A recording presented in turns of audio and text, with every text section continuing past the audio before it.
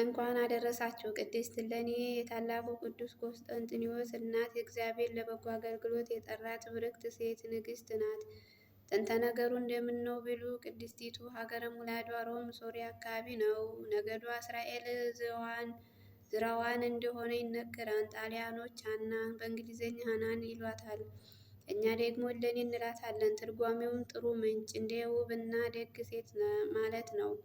ቅድስት እሌኒ በመልካም ክርስትና አድጋ እንደ ቤተ ክርስቲያን መተርጉማን ተርቢኖስ የሚባል ነጋዴ አግብታ ነበር። በወቅቱ ዘመነ ሰማዕታት ነበር። በማይሆን ነገር ጠርጥሮ ባህር ጣላት።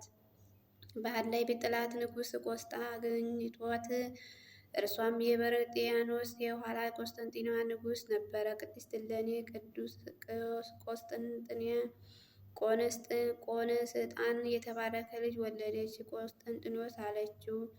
በልቦናው ፍቅር፣ ርኅራኄ፣ መልካምነትን እየዘራች ያሳደገችው። ቅዱስ አባቱ በሞተ ጊዜ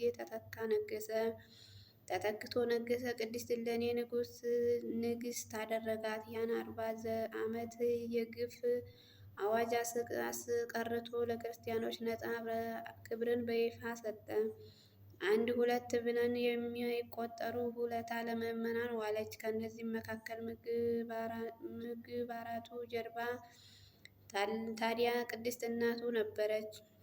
ቅድስት እሌኒ ጾም ጸሎት ከማዘውተሯ ባሻገር አጽመ ሰማዕታትን ትሰበስብ፣ አብያተ ክርስቲያንም ታንጽ፣ ለነዳያንም ትራራ ነበረ። በኢየሩሳሌም አካባቢ ብዙ 80 በላይ አብያተ መቃድስን አሳንጻለች።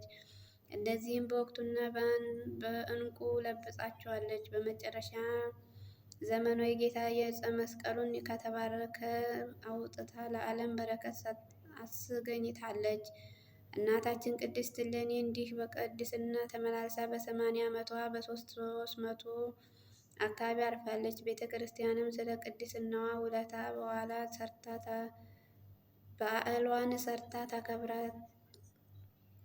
በዓሏን ሰርታ ታቦት ቀርጻ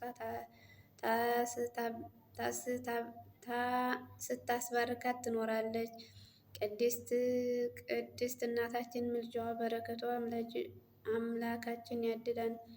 ግንቦት 9 ቀን የሚከበሩ ቅዱሳን በዓላት፦ ቅድስት እሌኒ ንግሥት፣ ቅዱስ ሰልዋኖስ ወርኃዊ፣ አባ በርሱማ ሶርያዊ ለሶርያ መነኮሳት ሁሉ አባት፣ አቡነ እስትንፋሰ ክርስቶስ ኢትዮጵያዊ።